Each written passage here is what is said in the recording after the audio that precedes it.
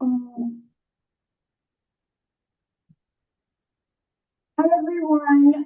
Good morning. My name is Abigail Littleton, and I am the Assistant Director of Client Experience here at the Leadership Institute. And I'm going to go ahead and kick us off. And I do want to send out a special welcome to the White Peas of the Chattahoochee Valley. We truly appreciate this collaboration and look forward to your engagement and insight during this webinar. Over our time together, we hope to make this webinar interactive, so we will be using the chat feature, and I will pause the speaker throughout for your comments and questions to be addressed. Additionally, you can also submit your questions to me directly by sending me a direct chat. And today's session will be led by Sarah June Carroll. Sarah June is a senior facilitator, consultant, and executive coach with more than 15 years of experience of helping individuals, groups, and organizations strengthen communication, trust, accountability, and emotional intelligence. A former psychotherapist, researcher, published author, and university instructor, she brings a unique depth of understanding to the human side of business. Sarah June is a board certified coach, certified executive coach, ICF level one coach, MBTI certified practitioner, and ATD certified facilitator. Since 2019, she has focused extensively on coaching senior leaders in designing and delivering leadership development programs across industries and global audiences. She specializes in practical, grounded in learning experiences that help leaders turn insight into action. So let's welcome Sarah June to the chat. Thank you. Thank you, Abigail. I'm glad to be here today. I'm glad to be having this conversation with the Leadership Institute, with all of the participants who are here live today, and with those who will be catching this later.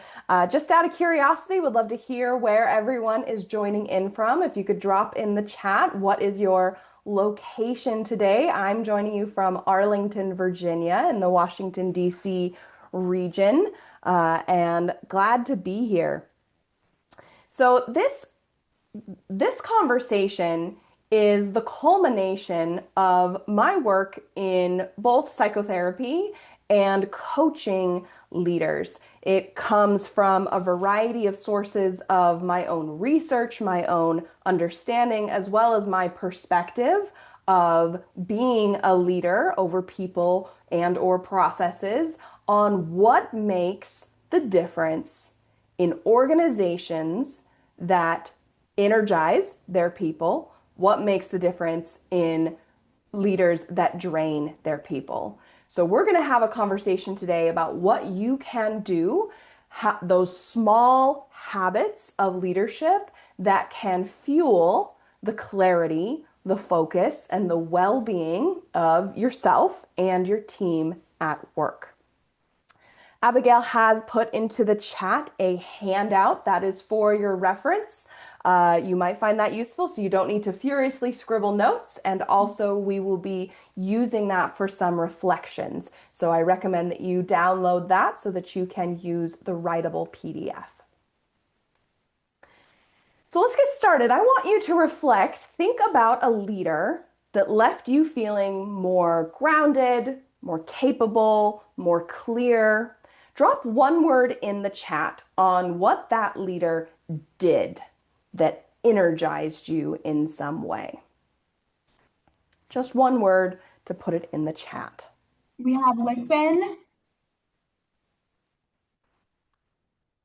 communicated, inspiring,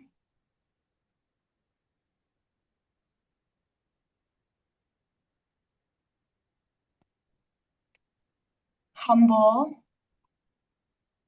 knowledgeable,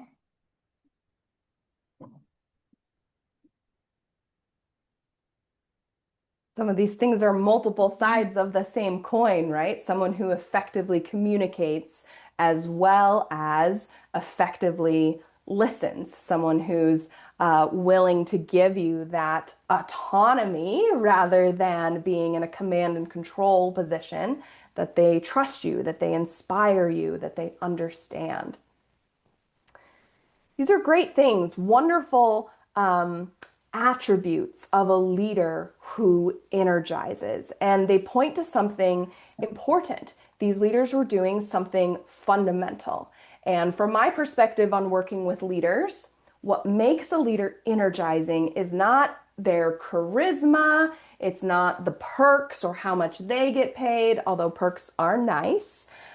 It's that they're doing something to reduce the unnecessary friction, the things that get in the way of the meaningful work.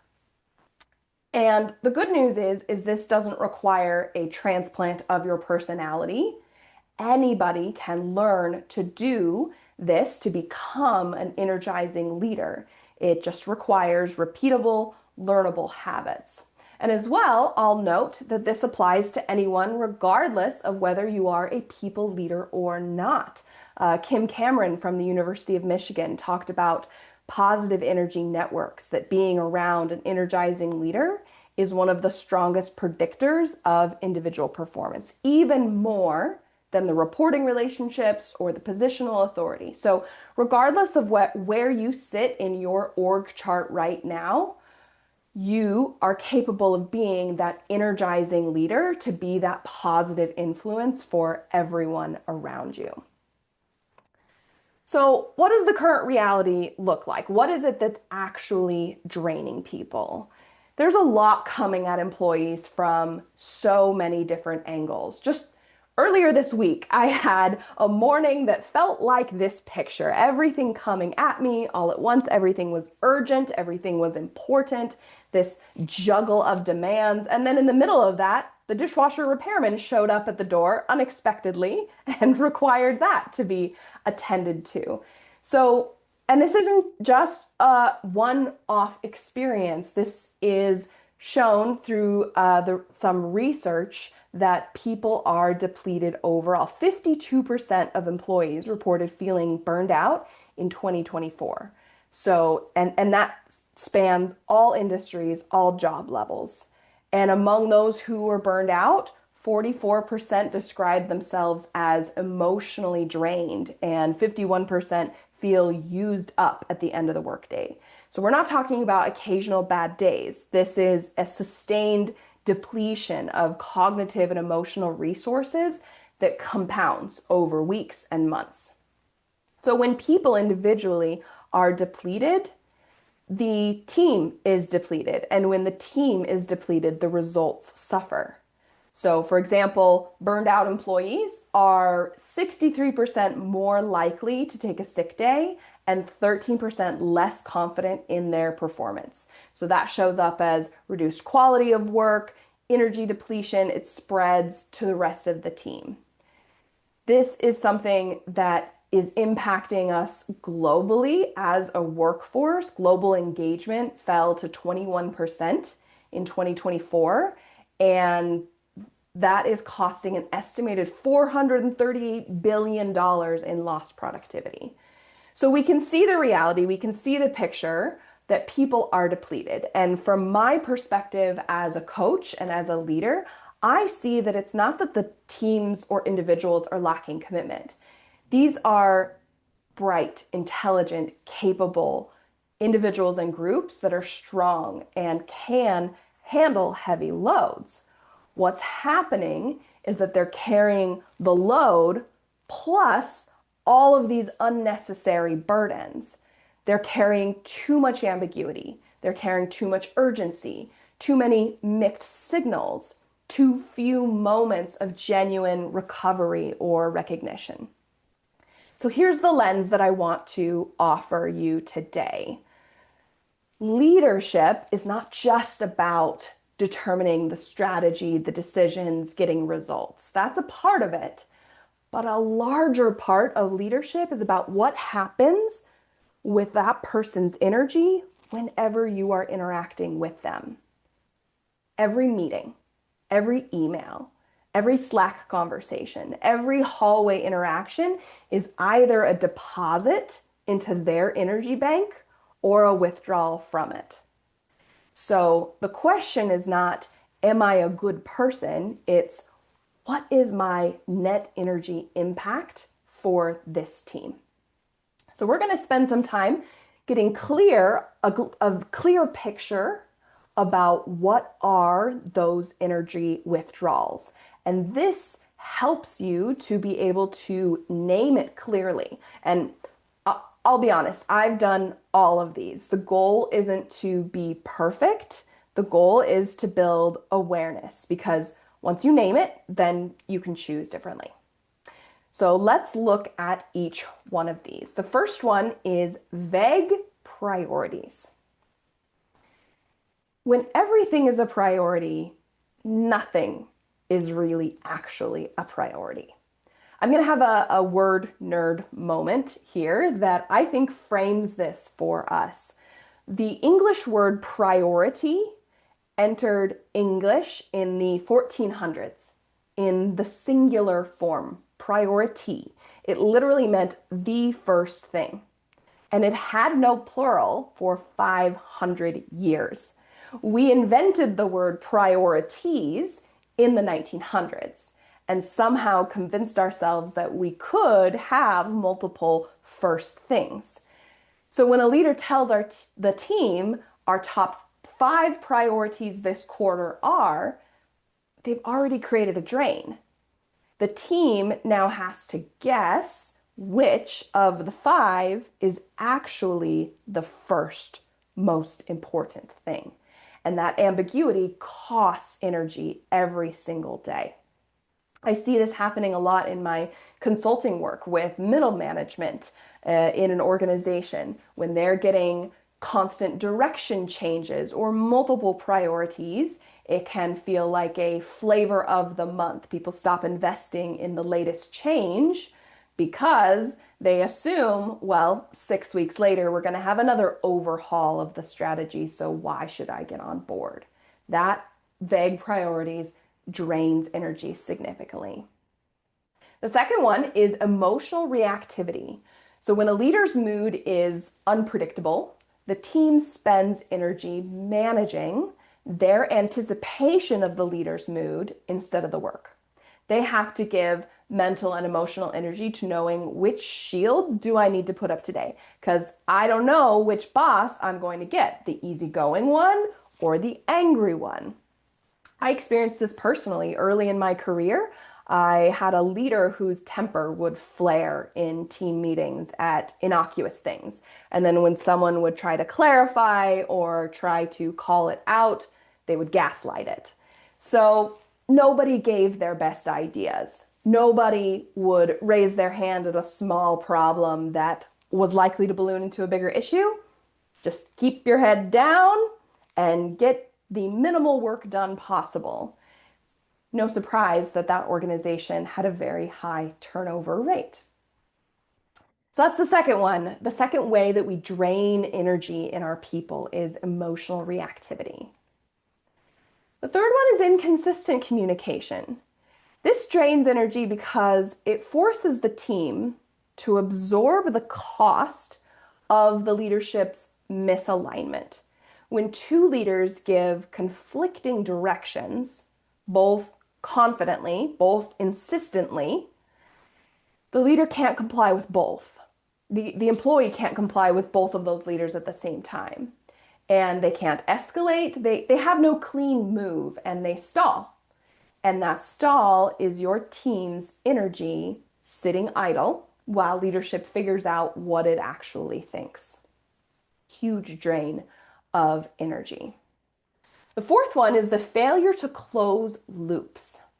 So an open loop is any conversation, decision, or task that ended without a clear owner, without clear next steps, without clear timeline. The meeting ended, but nobody knows who's doing what by when.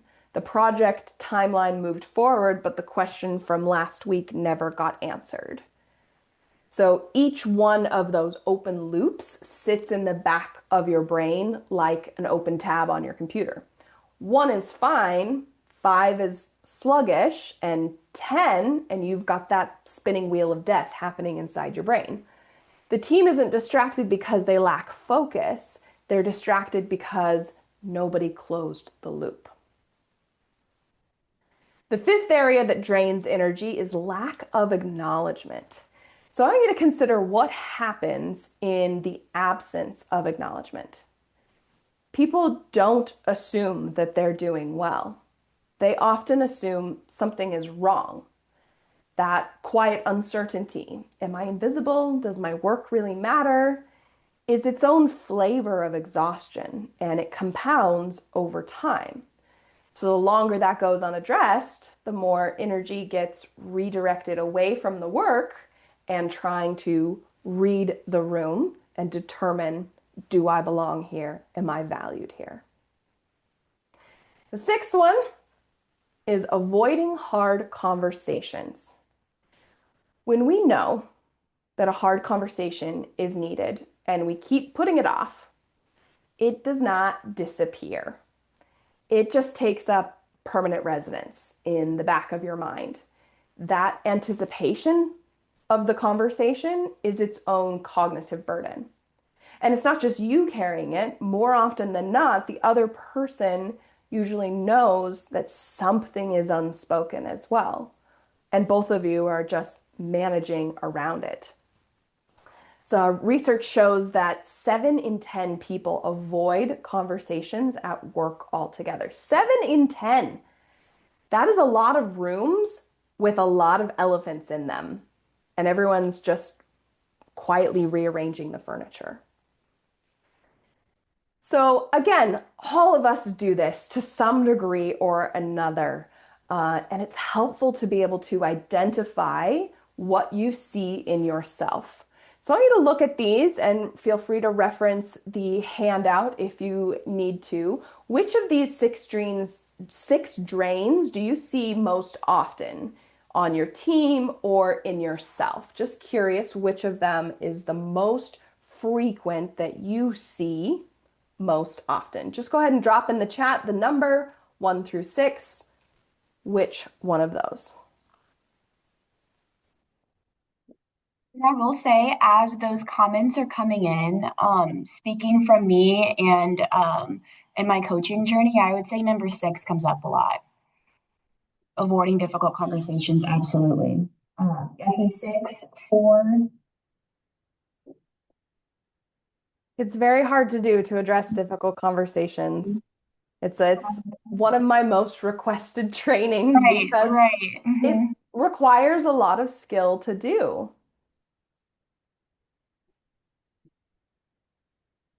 We're getting some Yes. 4s, failure to Yep. close the loop, Mm-hmm.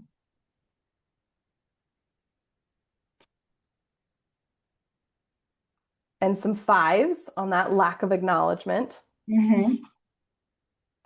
Yeah, those ones are heavy hitters. Mm-hmm. We have 2, 4, and 6s. And it's interesting that you put the 4 and the 6 together because Mm-hmm. I do actually see them as being linked. Failing to close the loop means that a small problem becomes a bigger one, and then Mm-hmm. avoiding the hard conversation about our processes that need to change so that we don't have this same panic in the Right, future. right. Absolutely. We do have a 3. We have an outlier. Well, all of these are common enough that they made it onto my list. So Mhm. that inconsistent communication can have a big impact as well. So this all tracks with what I experience in my coaching with leaders and my consulting with organizations on where the most frequent, the heaviest drains come up. So we're going to shift our attention to why these drains are more than just inconveniences. There's research that tells us that something really important is happening under the surface here. These concepts are supported from neuroscience, from social psychology, from organizational behavioral sciences, and they shape team energy at a neurological and psychological level. These are well documented phenomena with decades of research behind them. Let's dive into each of these 3. The first is the emotional contagion. So, this comes from some work from the 90s originally that showed that emotional states spread through work groups without anyone consciously realizing it. And it affects cooperation, conflict, and performance. So think of it like catching a cold. You can catch the emotions of the group. And the funny thing is this can happen when you're more than 6 feet apart. It can happen through a virtual meeting to be having this emotional contagion spread. There's also a leader amplification effect that the leader has a disproportionate ripple effect on the rest of the group. The group will look to the leader for how we should be responding to a situation or what is the preferred emotion of the group. So this happens because of what neuroscience has found to be mirror neurons. Our brains are wired to simulate the emotional states of those who we are observing. So as in practice, this looks like as a leader, when you walk in dysregulated, rushed, or visibly tense, your team doesn't just notice it, their nervous system responds to it. Now they have caught the emotional contagion and now they are dysregulated, rushed, or tense. So you have to be aware of that emotional contagion. Another principle that's relevant to being an energizing leader is the cognitive load. So this comes from John Sweller's cognitive load theory about two different types of mental loads that we have to carry. There's the intrinsic load, that is the actual difficulty of the work itself. This is the problem that you're paid to solve. But then there's also the extraneous load. That's everything that's piled on top of it. This is all of the unclear expectations and the poor communication and unnecessary complexity. The work itself didn't get harder, but the conditions around the work did. So leaders can't always reduce the intrinsic load. Sometimes the task is as hard as the task is. But the extraneous load, all of that, that is a leadership variable that can help reduce the friction of how hard, how heavy the task is. So this concept, perhaps you've heard of the term bandwidth. Um, Environments that have uncertainty in it, where you don't know what's expected, you don't have clarity on direction, they deplete your bandwidth, your capacity for creativity, sound decision making, and focus. And it's not because people are less capable in these uncertain environments, but too much mental space is being taken up by what's unclear. The ambiguity is a tax that is paid, an unnecessary tax on the work. So paying attention to this cognitive load. So when a leader fails to clarify those priorities or close the loops or consistently communicating, it's not just inconvenience. They're making the cognitive burden of their team harder to do. The final principle to understand is psychological safety. This comes from the work of Amy Edmondson. She was studying medical teams in the 1990s and discovered that some teams had better patient outcomes than others. But what she found, the reason why, was actually counterintuitive. The teams that were reporting the most errors weren't the worst teams. They were actually the best teams. What was happening was that those teams felt safe enough to surface problems instead of hide them. The so-called error-free teams weren't actually making fewer mistakes. They were just staying quiet about them for fear of punishment. Psychological safety isn't about being comfortable or being nice. It's about whether people believe that it's safe to speak up without punishment. And when psychological safety is absent, your team's most important information never reaches you. There's also the Google project Aristotle that confirmed this finding, analyzing over 180 teams for what makes a team effective.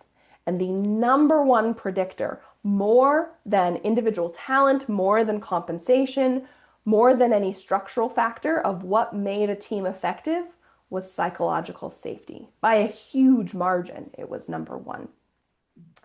So, in practice, this is about creating the conditions where people can bring their actual thinking into the room, their best ideas, their true concerns. Without it, you're never going to get the information that you need as a leader to create that effectiveness. So now that we've explored all three of these concepts, these research-based concepts, which one do you think is the most underestimated in your organization? I'll give you a moment to reflect in your handout, and you can just type one of these three into the chat.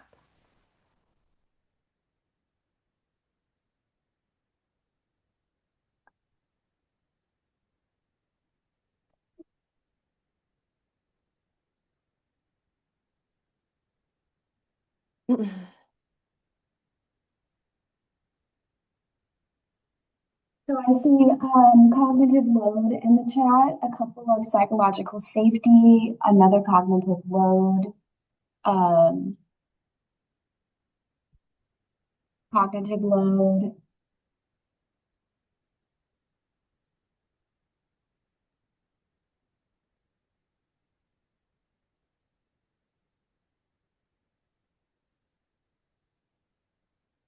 Yeah, quite a lot of that psychological safety showing up. It's huge. It's so underestimated on how valuable it is. It's a very different paradigm shift than the leadership of previous decades that was more about command and control and I'm the boss and I'm in charge.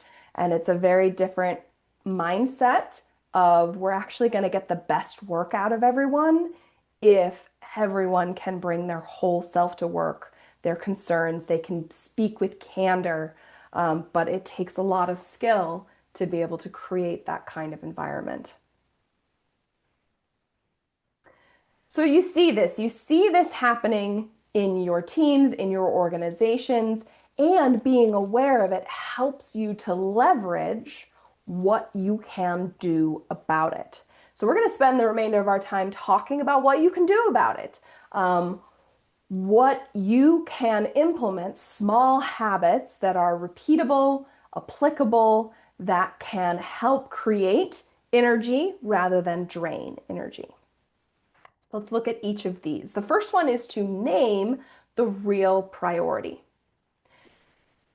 When people don't know what matters the most, their brain tries to hold on to everything all at the same time, and that costs real mental energy. This is the extraneous load that we talked about earlier, the burden that comes not from the work itself, but from the unclear expectations. So when you, as the leader, name the priority out loud, it removes that burden and frees up focus for the actual work.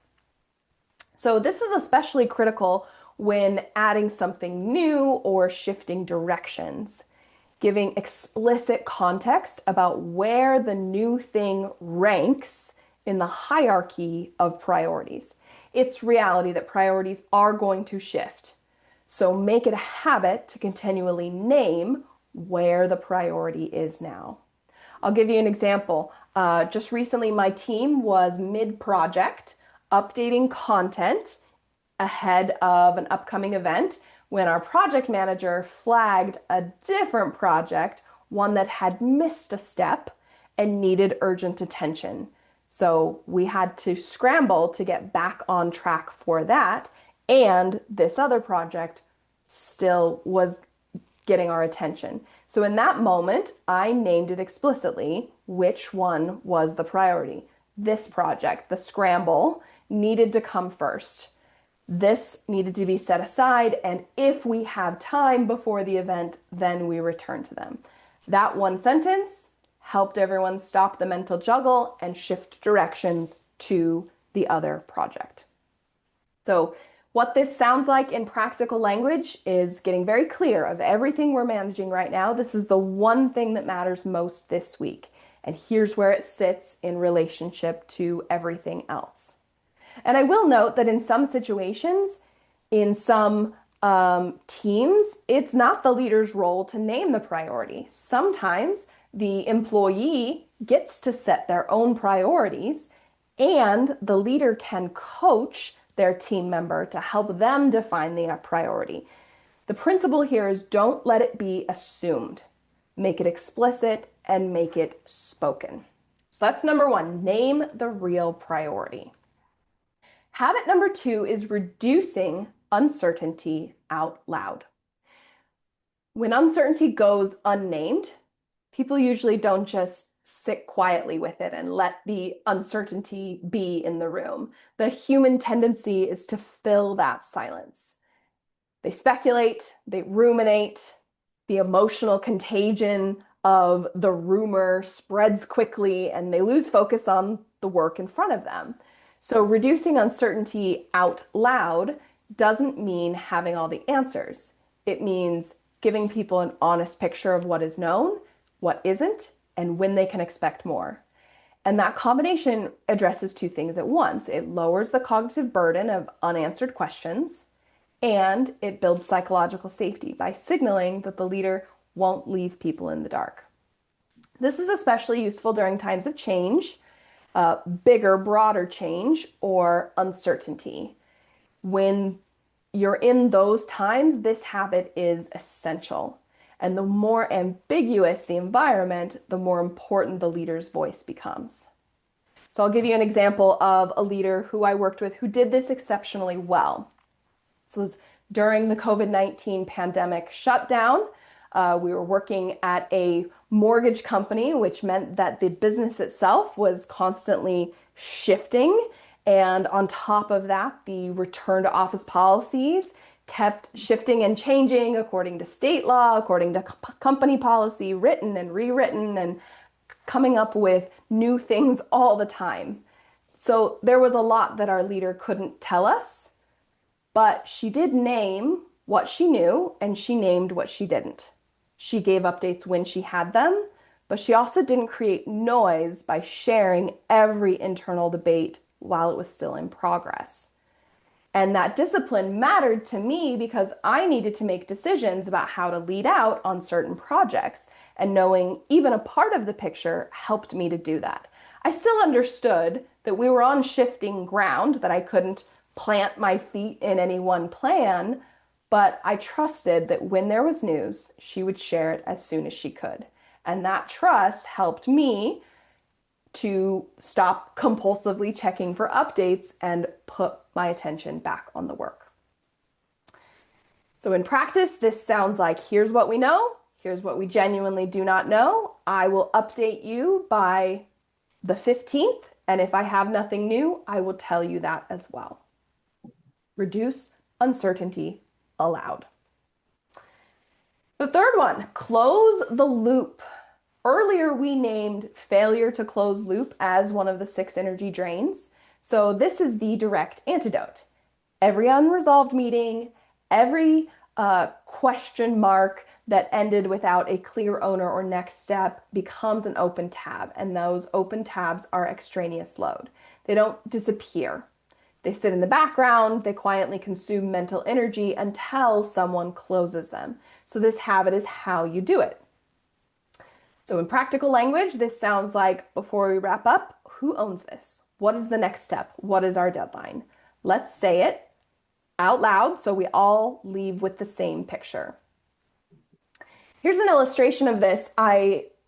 Over the last year, I've noticed a rise in AI note takers becoming a regular presence in virtual meetings.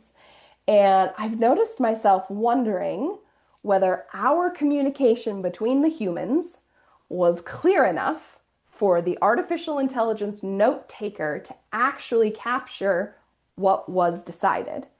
And if it's not clear enough for the AI, it never was clear enough for the humans in the room either. So let's reduce that extraneous cognitive load by eliminating the ambiguity about what happens next. So that project shift that I mentioned earlier, that we turned our attention here, I'm working closely with my team members to get it across the finish line. And we have practiced the habit of closing the loop on every single conversation. So, for example, on Wednesday, I will send you the unformatted draft, make your revisions and with track changes and comments, and get it back to me by Monday so I have time for review, and then you can complete any final formatting. No ambiguity. Everyone knows what's expected to happen next. Make it a habit as the leader to take ownership, to scan the conversation, scan the room for any open loops and close them before anyone walks away. So that's the third habit, to close the loop. Habit 4, regulate before responding. Remember that emotional contagion that we talked about. You as the leader, you are always broadcasting. Your emotional contagion is always active and the volume is turned up high. So this is the hardest habit because it requires self-awareness under pressure, and that's exactly when self-awareness is the hardest. This is one of the main focuses of my coaching with senior leaders. And I worked with a leader who was the head of accounting, and her team was living through this brutal month-end close cycle every single month. It felt like a crisis to close the month every single time. Long hours, high pressure, constant urgency, no breathing room before the next cycle began again. And then for this leader, life outside of work became unusually heavy, and the usual supports or grounding resources were depleted. So the pressure that she might normally have been able to absorb hit differently. And at one point, that stress escalated enough that there was an emergency room visit. And that became a turning point in our coaching. We didn't start with a productivity hack. We started with regulation.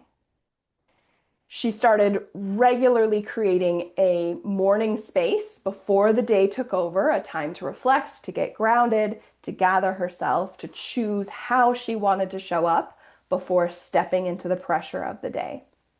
And that mattered because the emotional contagion was real. If she entered the meeting in a panic, the team felt it.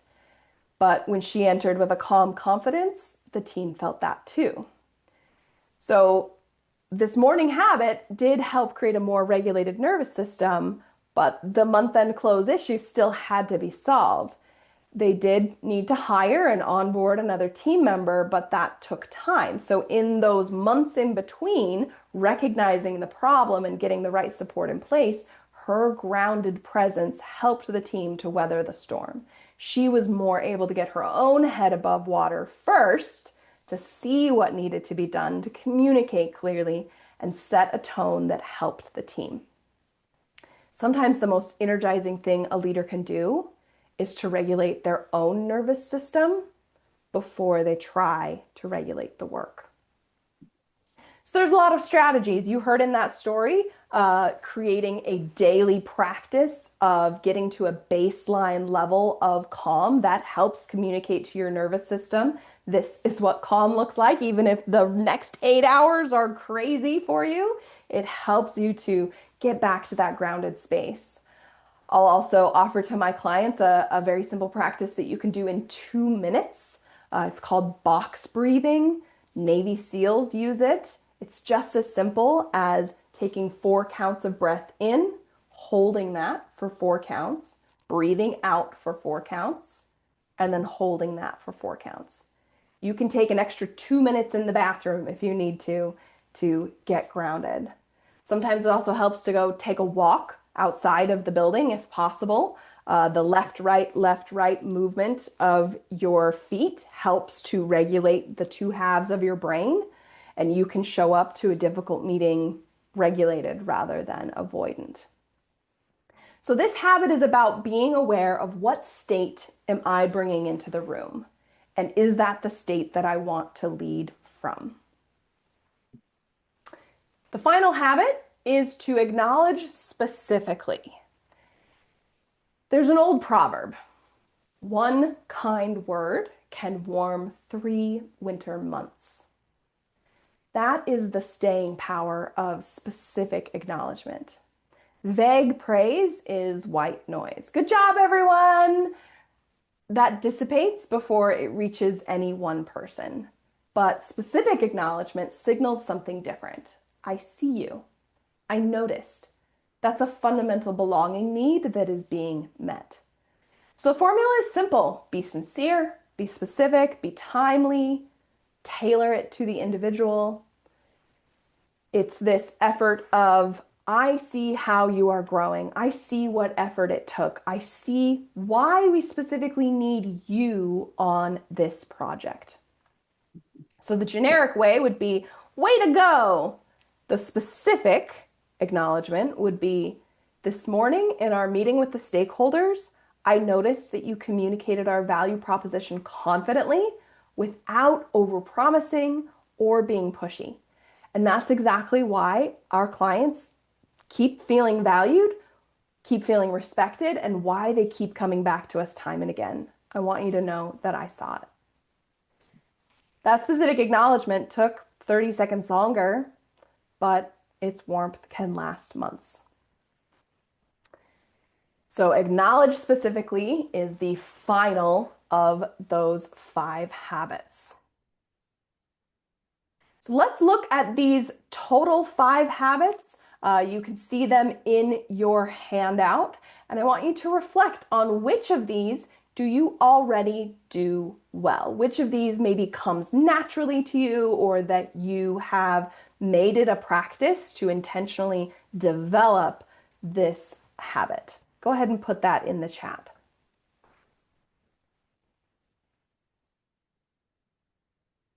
Surgeon, while those are coming in, I would say, speaking for me, I think I do make it a priority to regulate before responding. And what that kind of looks like is going for a walk outside or doing one of those mindless tasks outside, sitting at a picnic table, answering emails for just 15 minutes. And it allows me to reset my day and my tone. Absolutely. Nature is a very powerful way to help us to regulate it. We spend so much of our time indoors and forget that human beings need Right. nature. Yeah. I see regulate before responding, reduce uncertainty out loud, and then number 1 and 5, name the real priority and acknowledge specific.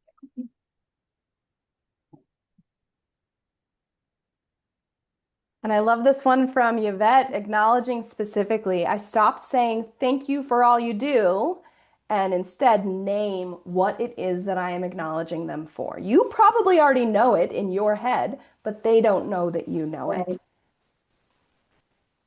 It's great. Oh, and I love that attitude, Cindy. I'm continuing to grow with all these 5 habits. So that turns our attention then to which is an area of growth for you? Which one is maybe a little bit more challenging, or is your next area where you say, I need to do this a little more frequently, a little more regularly, a little more effectively? Name which of these 5 habits is your growth edge.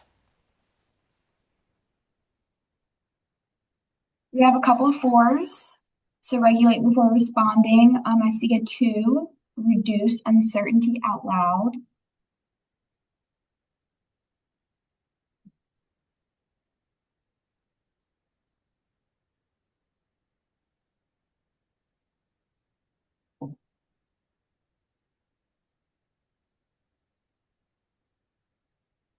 Every single one of these is something that we can continue to grow throughout time. It's a habit, it's a daily practice. So, naming where you need to grow next, either for the rest of us or for yourself individually, helps you to be able to step into that practice. So now I want you to, before we go to our Q&A, I want to close the loop for you to help you to name your priority on what you are going to do to grow this habit. So pick one of those habits that you are going to practice consistently for the next 30 days.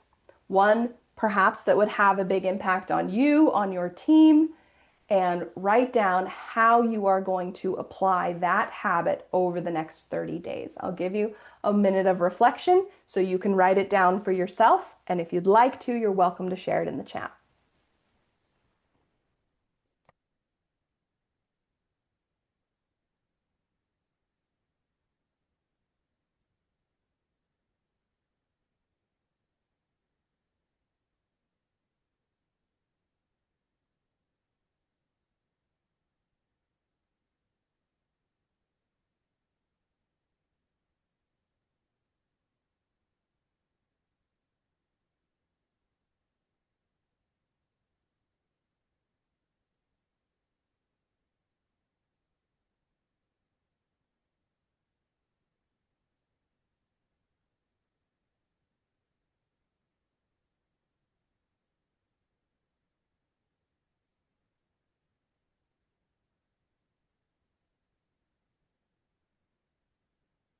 So if you want to share in the chat one situation where you will use this coming week, would love to hear it. Not because that there is any right answer, but having a witness to your commitment does make it more likely to happen.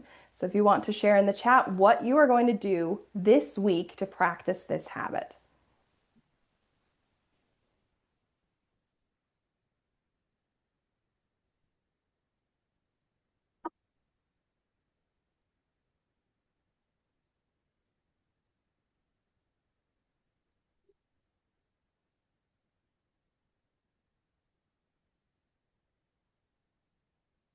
So I want to leave you with this question as a guide for everything that we've discussed.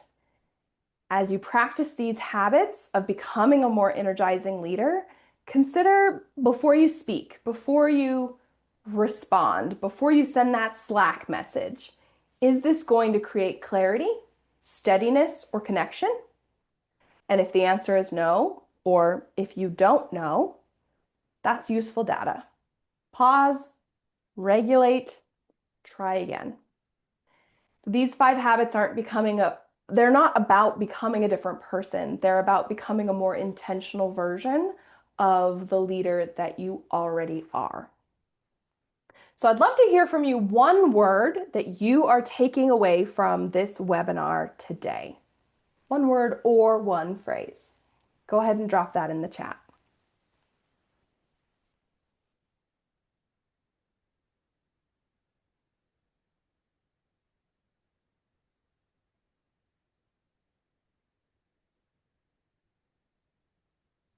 We do have a comment from Rachel. She says that she's going to regulate before responding, take deep breaths prior to coming into the office, take a walk, and think before speaking. Love it. Thank you, Rachel.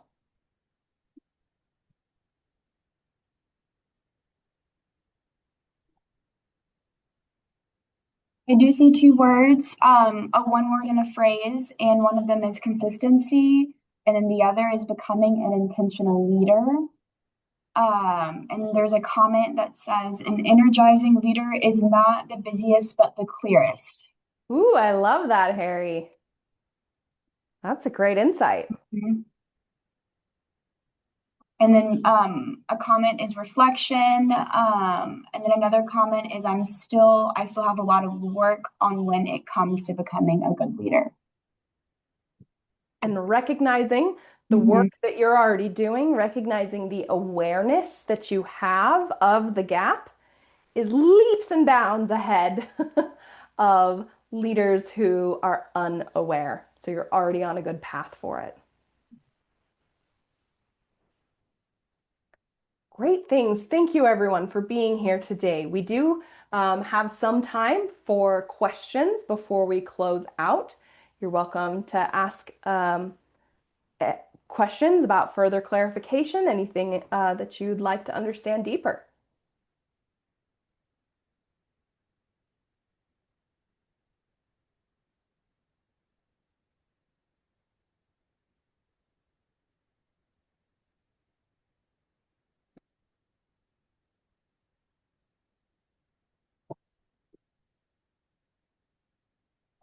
Board wants to know, will this class be given again? I really enjoyed it. So this is part of our DLS, and Sarah June has been contracted for the month of May. So we don't have another DLS topic similar to this one for the rest of the year. But it will be recorded on our YouTube in a follow-up email. Glad to hear it was meaningful to you.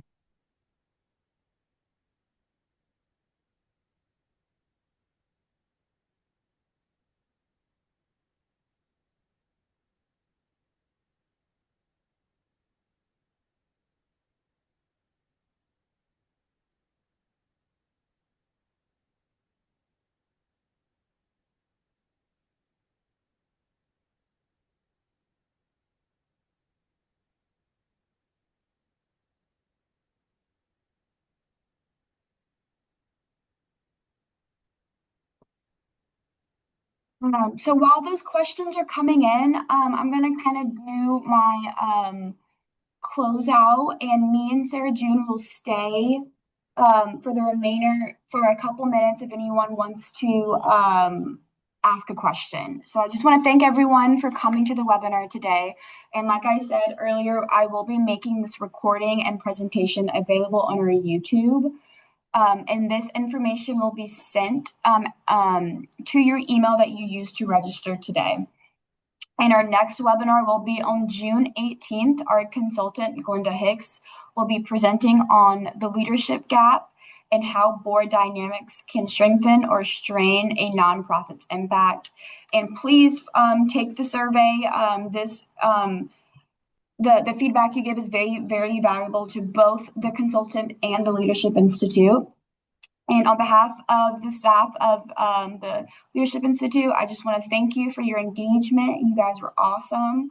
And again, me and Sarah June will stay around for just a minute or two if anyone has any follow-up questions.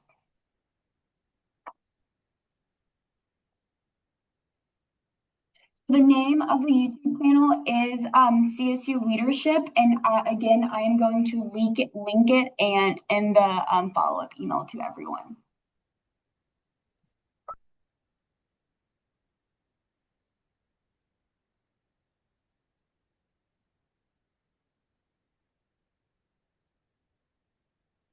I'm glad to hear that this was helpful for a number of you.